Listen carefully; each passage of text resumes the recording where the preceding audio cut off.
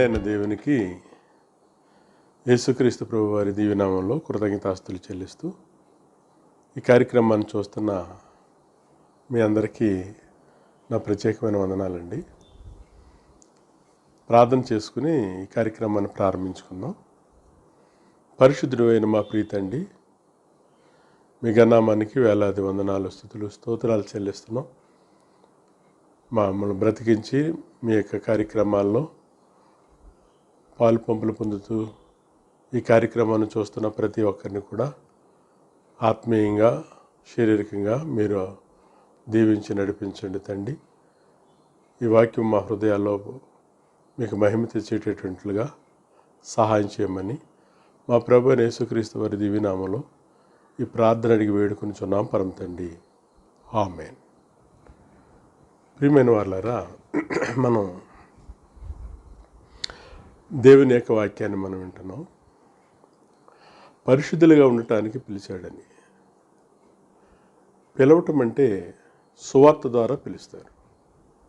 అపోస్తలులు అన్నారు మార్కు సువార్తలో, మీరు సర్వలోకానికి వెళ్ళి సర్వ సృష్టికి సువార్త ప్రకటించండి.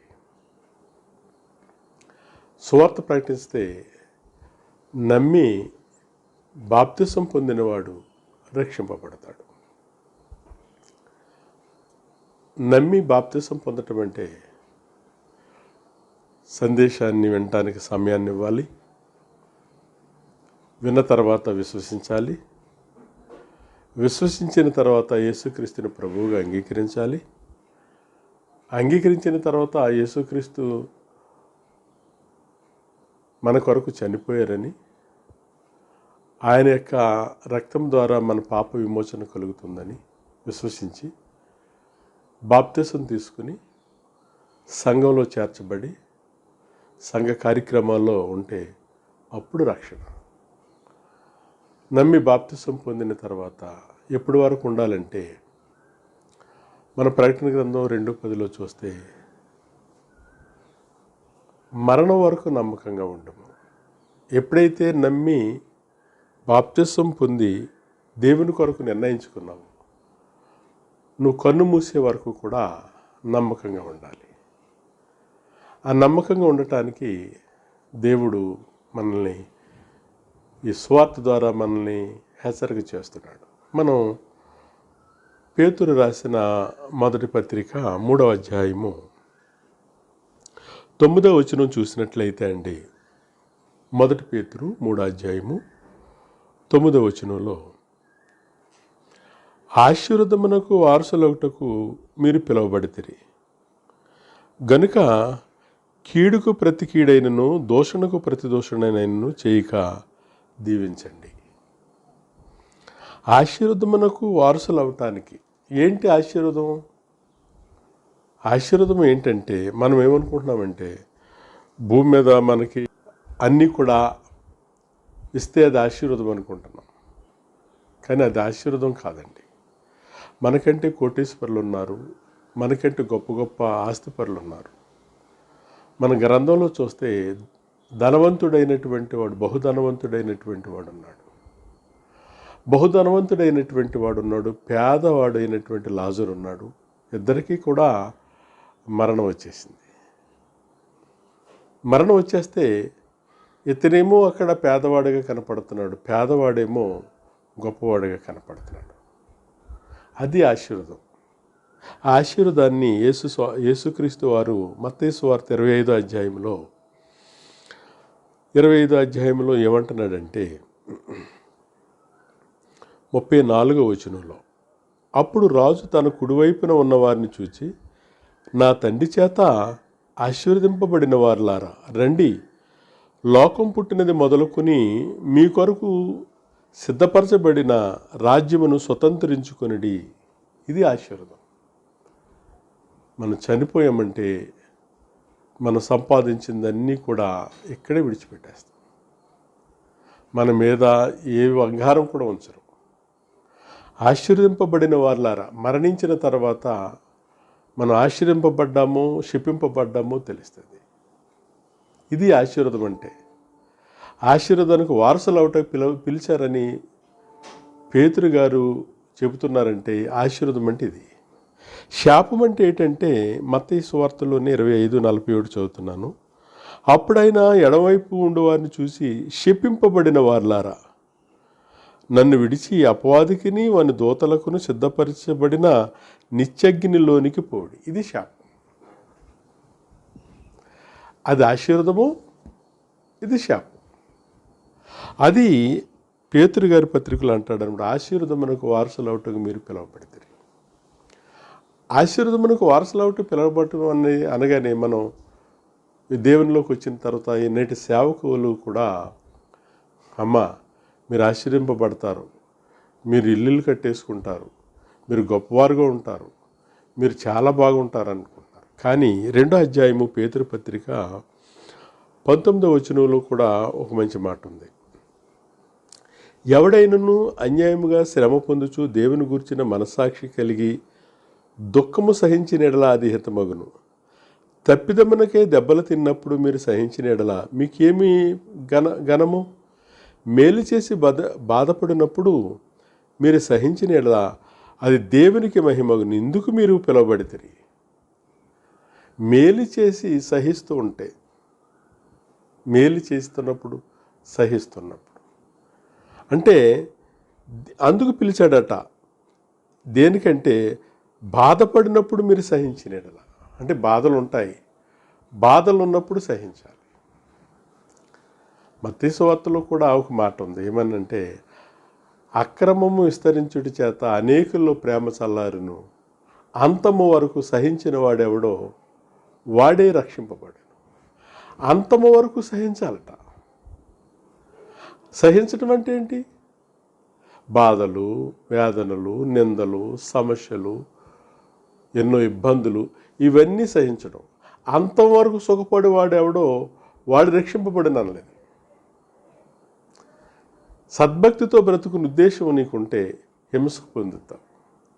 హింస ఉంటేనే నువ్వేంటో తెలుసుకుంటావు. హింస ఉంటేనే నీకు కావలసిన వాళ్ళు ఎవరు, నీ బంధువులు ఎవరు, నీ స్నేహితులు ఎవరు, నీ మేలు కోరి ఎవరెవరు తెలుస్తుంది. అన్నీ ఉన్నప్పుడు అందరూ ప్రేమిస్తారు. ఇక్కడ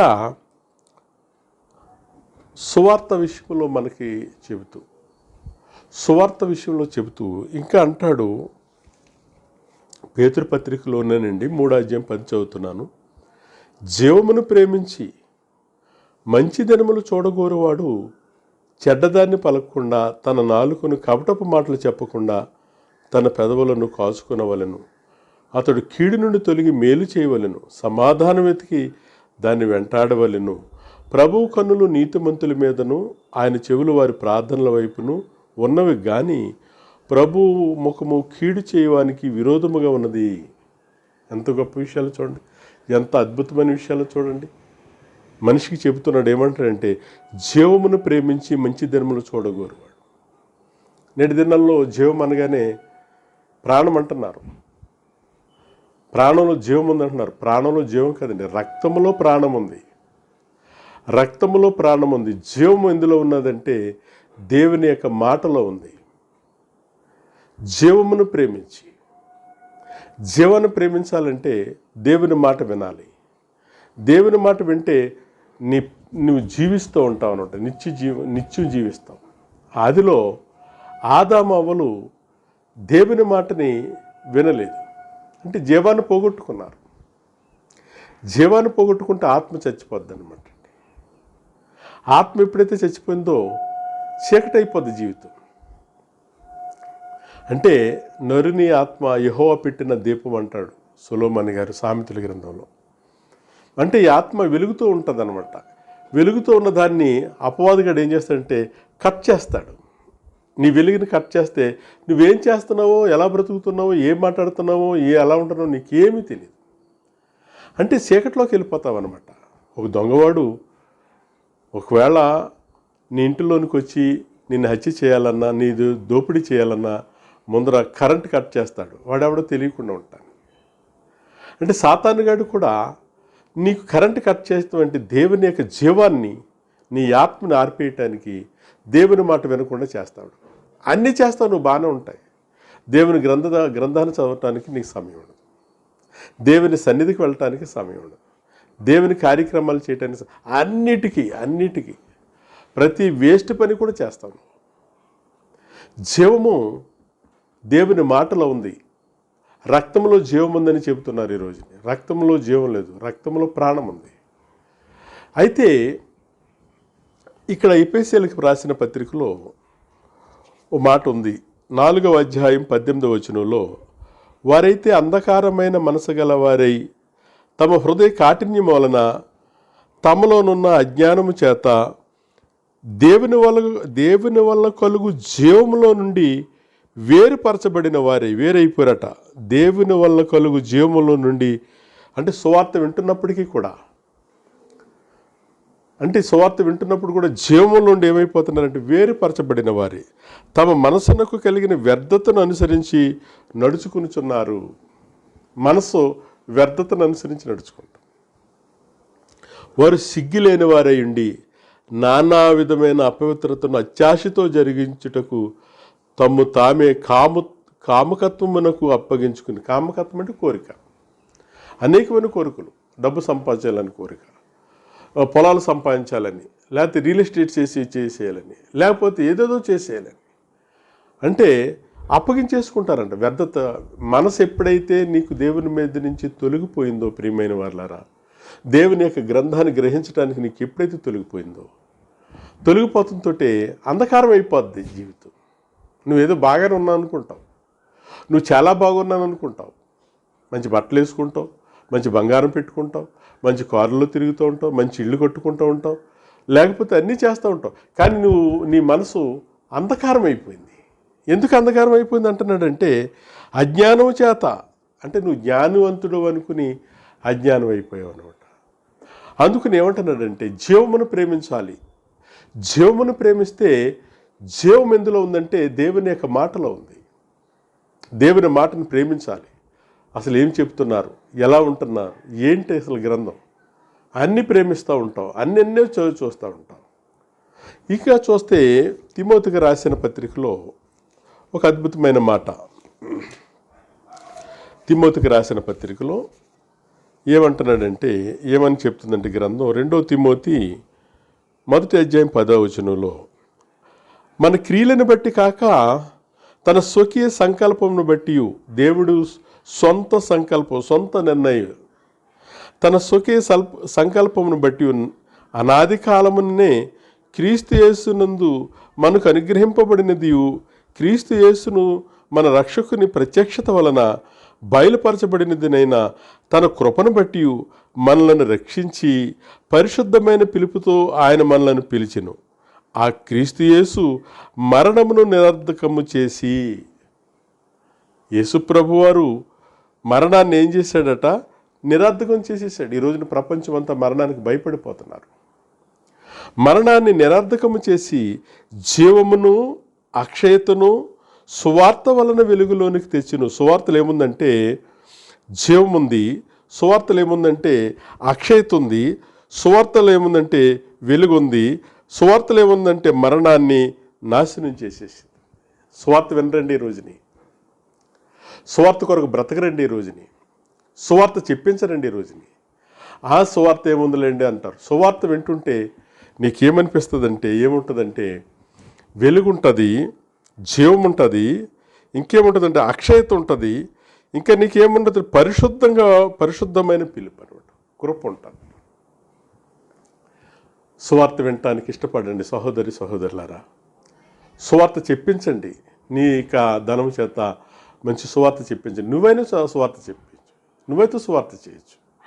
మనం చూసాం, యేసుక్రీస్తు ప్రభువారు గత ఎపిసోడ్లో చూసాం, పట్టణాల్లోకి వెళ్ళి సువార్త చేస్తున్నాడు, పల్లెల్లోకి వెళ్ళి సువార్త. ఇందు నిమిత్తమే కదా నేను వచ్చి తిని. మనం ఎందుకు వచ్చాం? ఇందు నిమిత్తమే. నువ్వు ఏదైనా పట్టణంలోకి వెళ్ళినప్పుడు, నీ బంధువర్గాల దగ్గరికి, నీ స్నేహితుల దగ్గరికి వెళ్ళినప్పుడు వాళ్ళకి సువార్త చెప్పడానికి నువ్వు గ్రంథం చదవాలి, గ్రంథం వినాలి. నువ్వు ఏదైనా పల్లెటూర్లకు వెళ్ళినప్పుడు నీ పని అదే, నా పని అదే.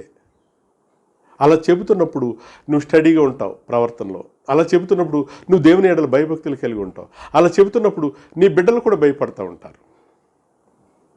దాన్ని ఇంకేమంటున్నాడంటే, కొలస్సీలకు రాసిన పత్రికలో సువార్తలో ఒక గొప్ప విషయం. 1వ అధ్యాయము, కొలస్సీలకు రాసిన పత్రిక 1వ అధ్యాయము 23 చదువుతున్నాను. పునాది మీద కట్టబడిన వారై. ఏ పునాది? అపోస్తులను క్రీస్తును వేసినటువంటి పునాది మీద. ప్రవక్తలు, అపోస్తులు, క్రీస్తు ప్రభువారి యొక్క వేసినటువంటి పునాది మీద కట్టబడిన వారై స్థిరముగా ఉండి మీరు విన్నట్టు ఆకాశము క్రింద ఉన్న సమస్త సృష్టికి ప్రకటింపబడినట్టు ఈ సువార్త వలన కలుగు నిరీక్షణ నుండి తొలగిపోక. సువార్త వలన ఒక నిరీక్షణ వచ్చేస్తుంది నీకు సువార్త వింటుంటే, సువార్తలో జీవిస్తుంటుంటే. ఏంటి ఆ నిరీక్షణ? నేను పరలోకానికి వెళ్తాను, నేను చనిపోతే నరకాగ్ని నుంచి తప్పించుకుంటాను, నేను చనిపోతే నేను పాతాళాన్ని తప్పించుకుంటాను, నేను చనిపోతే ఎంత ఆనందమో విశ్వాస జీవితంలో విశ్వాస యొక్క వీరుల యొక్క జాబితాల్లోకి వెళ్ళిపోతాను అనేటువంటి ఒక నిరీక్షణ కలిగి ఉంటావు. సహోదరులారా, నిరీక్షణ లేని ఇతరుల వలె మీరు దుఃఖపడుకుంటుటకు నాకు ఇష్టం లేదు. క్రీస్తు నందు నిద్రించినటువంటి వారి గురించి తెసలోనికి రాసిన పత్రిక 4:13 పౌలు చెప్తూ ఉంటాడు. ఈరోజుని ఒక నిరీక్షణ కలుగుతుంది సువార్తలో నిరీక్షణ కలుగుతాకి గలతీ పత్రికలో మనం విశ్వాసులకి తండ్రిగా ఎంచబడినటువంటి అబ్రహాము గారు అంటున్నాడు 3వ అధ్యాయంలో. గలతీలకు రాసిన పత్రిక 3వ అధ్యాయము 8వ వచనం చదువుతున్న, దేవుడు విశ్వాస మూలముగా అన్యజనులను నీతిమంతులుగా తీర్చునని లేఖనము ముందుగా చూచి నీ యందు అన్యజనులందరూ ఆశీర్వదింపబడుదురు అని అబ్రహామునకు సువార్తను ముందుగా ప్రకటించెను. కాబట్టి విశ్వాస సంబంధులే విశ్వాసము గల అబ్రహాముతో కూడా ఆశీర్వదింపబడుదురు. తండ్రి అయిన అబ్రహామా, నేను ఈ అగ్నిజ్వాలలో యాతన పడుతున్నాను, ధనవంతుడు అంటే విశ్వాస జాబితాల్లోనికి మనం వెళ్ళటానికి విశ్వాసంగా మనం ఉంటే అబ్రహాము వలె ఆశీర్వాద వారసులోకి వెళ్ళిపోతాం. ఒక నిరీక్షణ కలిగి ఉంటాడు. అబ్రహాం ఎలాగున్నాడంటే నిరీక్షణ కలిగి ఉన్నాడు. విశ్వాసము గలవాడే చనిపోవాలంట. మనం ఆస్తి గలవాడే చనిపోవటం కాదు, విశ్వాసము గలవారే మృతి పొందిరి అంటాడు హెబ్రీ పత్రికలో. ఆస్తి గలవారే చనిపోతాం ఏంటి? ఉద్యోగం కలిగిన వారే చనిపోతాం, రాజకీయ నాయకులు కలిగిన వారే చనిపోతాం కాదు. విశ్వాసము లేకుండా దేవునికి ఇష్టడై ఉంటే అసాధ్యం అంటాడు హెబ్రీ గ్రంథకర్త. విశ్వాసము లేకపోతే నువ్వు దేవునికి ఇష్టంగా ఉండవు. విశ్వాసం ఎలా వస్తుందంటే వింటూ ఉండాలి దేవుని యొక్క మాటలు. క్రీస్తు ప్రభు వారు ఏం చెప్పారు? వింటూ ఉండాలి, విశ్వాసం కలుగుతుంది. అలా విశ్వాస జాబితాలో అబ్రహాము గారు దేవుని మాటకు లోబడిపోయి నీ తండ్రిని, ఇంటిని, నీ దేశమును, నీ బంధువులను విడిచి వచ్చేయి అన్నాడు. అంతే. ఆ మాటకి కొట్టుబడిపోయి వచ్చేసాడు. మనం ఎన్ని సువార్తలు విన్నా, ఎంతమంది చెప్పినా, ఎంత చేసినా అసలు వినవండి మనం. వినకపోతే నష్టపోయేది నువ్వే, నష్టపోయేది నేనే. నేను చెప్పి కూడా నేను సరిగా లేకపోతే భయంకరమైన శిక్షలోకి వెళ్ళిపోతాం. ఈరోజు బోధకులు కూడా చెబుతూ మంచిదా చెప్పేస్తున్నారు అనుకుంటున్నారు తప్ప ఆ చెప్పినట్టు జీవితాలుగా లేకపోతే కఠినమైన శిక్ష. మీలో అనేకులు బోధకులు కాకుండా మీకు మంచిది. మరి కఠినమైన తీర్పు ఉంటుందట మాకు. అందుకని ఒక నిరీక్షణ కలుగుతుందంట సువార్త వలన నీ జీవితం ఎంత గొప్పగా ఉంటుంది. అబ్రహాము గురించి చెప్తాడు, సువార్త ఆయనకు ముందుగా ప్రకటింపబడింది, మరణ వరకు కూడా నమ్మకంగా ఉన్నాడు. మనము దావీదు గారి గురించి కూడా చాలా విషయాలు తెలుసు. ఒక మాట కీర్తన గ్రంథంలో దావీదు గారు కూడా ఏమంటున్నారంటే 71వ అధ్యాయంలో ఆయన ప్రార్థన ఎంత గొప్పగా ఉందో చూడండి. 71:5 చదువుతున్నా, నా ప్రభువా యెహోవా, నా నిరీక్షణాస్పదము నీవే, బాల్యము నుండి నా ఆశ్రయము నీవే, గర్భవాసనేది మొదలుకుని నీవే నాకు ప్రాప్తుడై ఉంటివి, తల్లి గర్భం నుండి నన్ను ఉద్భవింప చేసిన వాడు నీవే. బాల్యం చెప్పాడు, తల్లి గర్భంలోకి వెళ్ళిపోయాడు, తల్లి గర్భంలోంచి బయటికి తీసింది నీవే, నా నిరీక్షణ ఆధారము నీవే. మనం అంటామండి, తల్లి గర్భంలోంచి బయటికి తీసింది దేవుడని చెప్పడండి. ఆ నర్సు గారు తీశారండి, ఆ డాక్టర్ తీసిందండి, ఆ ఆయ తీసిందండి, మా మేనత్త తీసిందండి. ఇలాంటి సోదు కవులు మానేయి. నేను ఆ ఇంటి వాళ్ళు బతుకుతున్నానంటే, ఆ ఇల్లు అద్దె లేకపోతే ఎప్పుడు చచ్చిపోతానండి, ఆ పొలం లేకపోతే చచ్చిపోతానండి, ఆ పెన్షన్ లేకపోతే ఇలాంటివి మానేయి. దేవుడు లేకపోతే నీ డబ్బులు కానీ, నీ ఆస్తి, నీ పదవులు ఏమి కూడా పని. ఈ రోజు వరకు కూడా నువ్వు బ్రతుకున్నావు, నేను బ్రతుకున్నానంటే దేవుని కొరకు బ్రతకటానికి. అలా బ్రతికినటువంటి వాడు దావీదు అంటున్నాడు, తల్లి గర్భము నుండి నన్ను ఉద్భవింపచేసిన వాడు నీవే, నిన్ను గూర్చి నేను నిత్యము స్తుతిగానము చేయుదును. నేను అనేకులకు ఒక వింతగా ఉన్నాను, ఆయనను నాకు బలమైన ఆశ్రయం నీవే. నీ కీర్తితోనూ నీ ప్రభావనంతోనూ దినమంతయు నా నోరు నిండి ఉన్నది. వృద్ధాప్యమందు నన్ను విడనాడకము, నా బలము క్షీణించినప్పుడు నన్ను విడవకము. ఎంప్లాయ్మెంట్ ఆఫీసులో మనం అప్లై చేసుకుంటూ ఉంటాం. వయసు అయ్యేసరికి వాళ్ళు ఏం చేస్తారంటే, ఇతనికి వయసు అయిపోతుంది, మోహానికి ఇతనికి వయసు అయిపోతుంది, ఆ వయసులో ఏ జాబులకి అర్హత కలిగి ఉన్నదో ఆ జాబ్ ఇవ్వటానికి అంటే ఇతను యవ్వన కాలంలో అప్లై చేసుకుంటున్నాడు. ఎంతోమందిని చూశాడు. వృద్ధాప్యం అయిపోయినటువంటి ముసలివాడిని పక్కన పడేసినటువంటి జీవితాలు ఎన్నో చూశాడు దావీదు. తన జీవితంలో చూసి నేను ముసలివాడు అయిపోయిన తర్వాత నా పిల్లలు నన్ను చూడరేమనుకుని దేవుని అడుగుతున్నాడు ప్రార్థన. ఎలా అడుగుతున్నాడంటే, వృద్ధాప్యమందు నన్ను విడనాడకము, నా బలము క్షీణించినప్పుడు నన్ను విడవకము. దేవదూతలు తిరుగుతూ ఉంటారు. దేవదూతలు వెళ్ళి, దావీదు గారి పరిస్థితి బాగాలేదండి, అయ్యా దావీదు గారి పరిస్థితి బాగాలేదు, ఎవరు పట్టించుకుంటలేదు అని అనగానే దేవుడు కలెక్ట్ చేస్తాడు. దేవుని పని చేస్తే ఏలియా దేవుని పని చేసి వెళ్ళి అడవిలో బదిరీ వృక్షం కాడ ఆహారం లేకుండా ఉంటే కోట్ల మంది దేవదూతలు అందరూ చూస్తున్నారు. ఏంటి అమెరికాలో పరిస్థితి ఎలాగుంది, లండన్లో ఎలాగుంది, చైనాలో ఎలాగుంది, ఇండియాలో ఎలాగుందని కోట్ల దేవదూతలు రిపోర్ట్ చేస్తుంటుంటే దేవాది దేవుడు ఆ సింహాసనం మీద ఉండి ఏలియాకి అన్నం లేదు, అక్కడ ఒంటరిగా పడుకున్నాడు. ఎలాగా అతనికి ఆహారం ఎలా పంపించాలి, ఎవరి చేత పంపించాలి? ఎంతమంది ఉంటుంటే అతని ఆలోచన అంతా కూడా దేవుని పని చేస్తున్నటువంటి వాడు, దేవుని కొరకు బ్రతుకుతున్నటువంటి వాడిని ఎలా పోషించాలి అనేది. నిజంగా ఎంత గొప్ప విషయం చూడండి. నువ్వు అనుకుంటావు నీ దేవుడు నిన్నేం ఆలోచన. దావీదు అలా అంటమే కాకుండా 17వ వచనం చదువుతున్నాడు, 71:17. దయచేసి గ్రంథం చూస్తూ ఉండాలి. దేవా, బాలీము నుండి నీవు నాకు బోధించుచూ వచ్చితివి, ఎంతవరకు నీ ఆశ్చర్యకార్యములు నేను తెలుపుచునే వచ్చి తిని. దేవా, వచ్చు తరమునకు నీ బాహుబలమును గూర్చియు పుట్టబో వారందరికీ నీ శౌర్యమును గూర్చియు నేను తెలియచెప్పినట్లు నా తల నెరిసి వృద్ధుడనై వరకు నన్ను విడనాడుకుము.